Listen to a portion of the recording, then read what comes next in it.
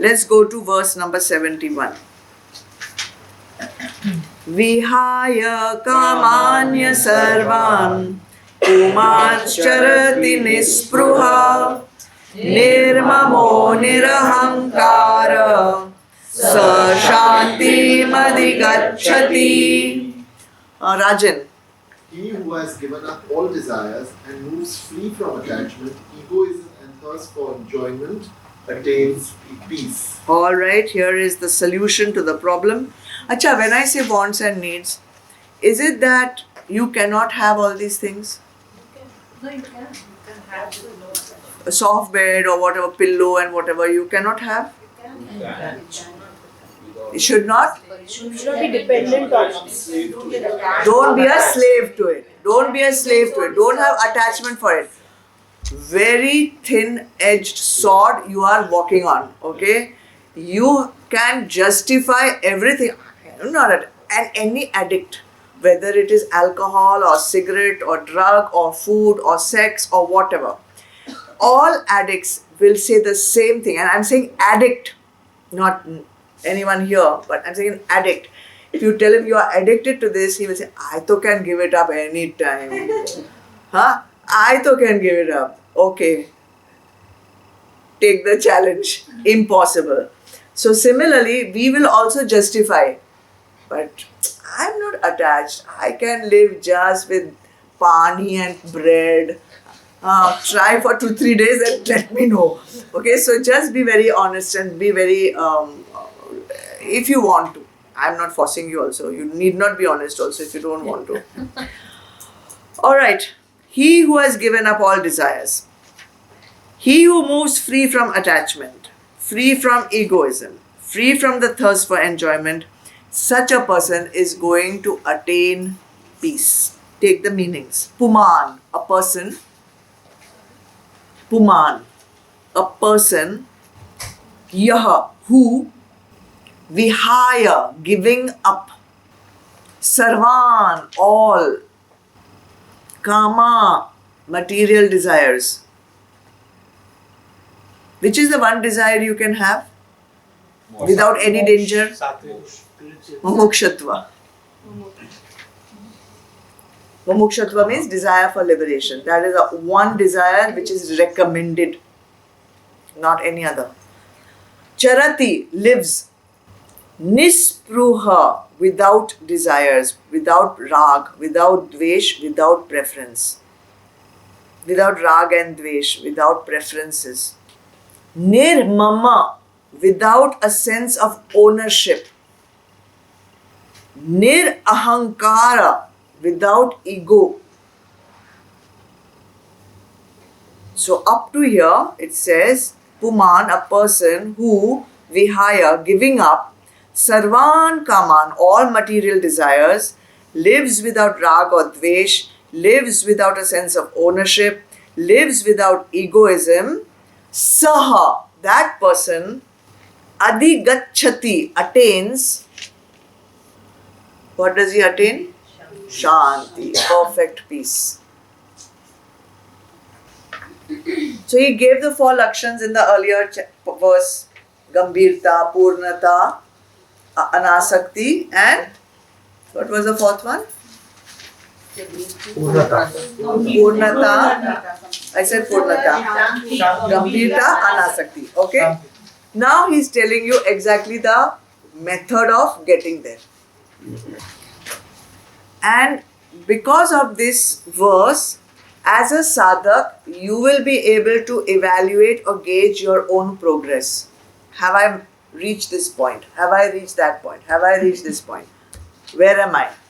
And it also serves as a kind of a warning signal that if I'm not doing this, that means I'm not going towards my goal. So both ways it can help you, either as milestones to my progress, or what do they call those, they put in warning signs, landslide area, loose alerts, that I am warnings that I'm not going in the right direction. And also now, Ved Vyas is a brilliant writer, amongst other things, So at the end of each chapter, he kind of introduces the topic of the next chapter. So he's giving you a little, in this one verse, a little introduction to chapter number 3, which is based on Karma Yoga. It's like a little trailer, introduction. In verse 62 and 63, what was there?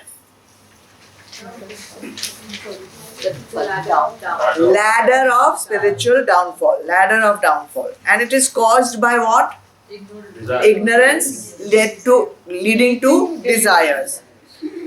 So we just went through that. If you fulfill the desire, you're going to get into greed. If you get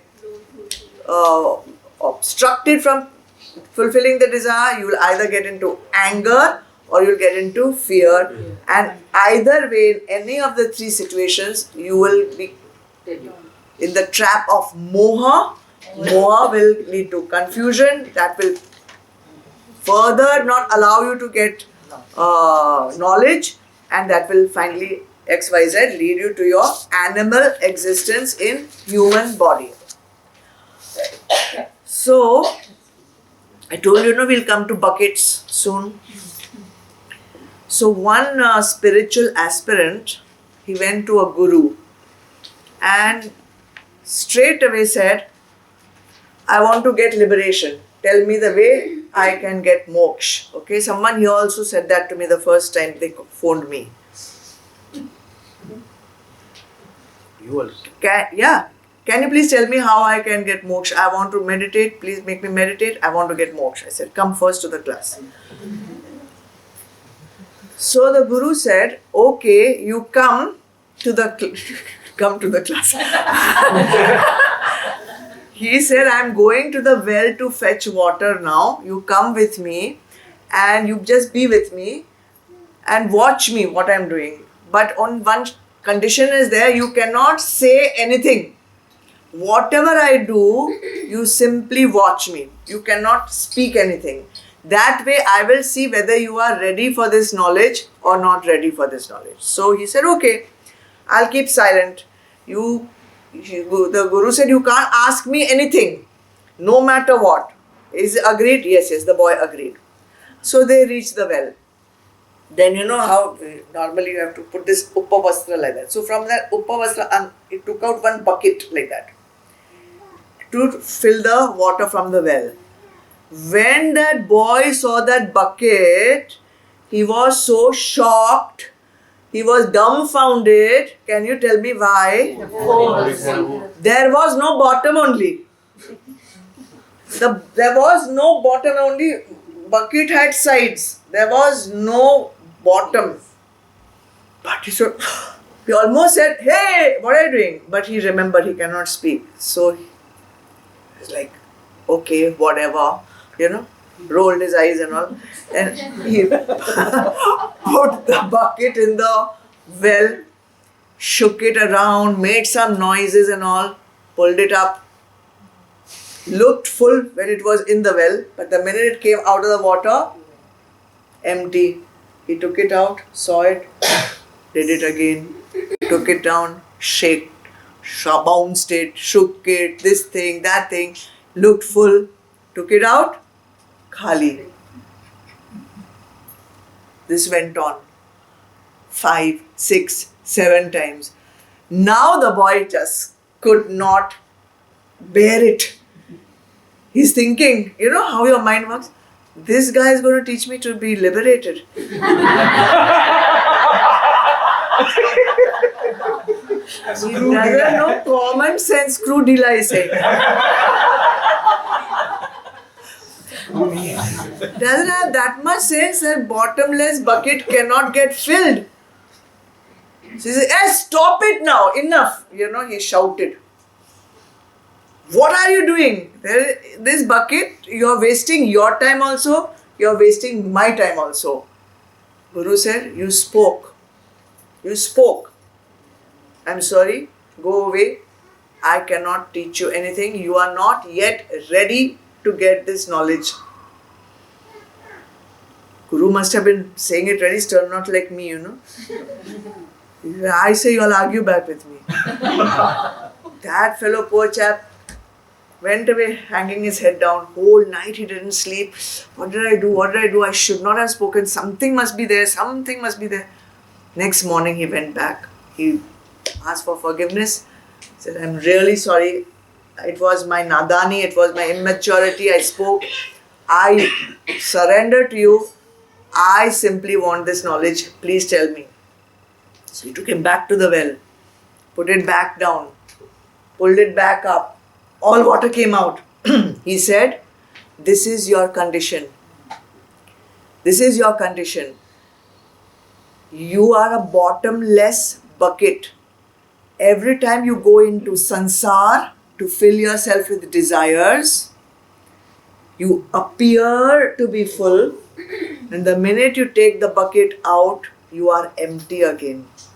Every time your desire you feel is full, you come out of sansar little bit. After getting full, you are empty once again. This is your first lesson. Sansar does not have anything to make you full.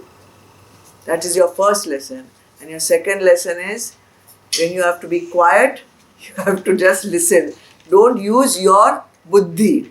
Okay? Don't use your buddhi. When you are in the presence of the Guru, switch off your torch and use the light of the Guru's knowledge.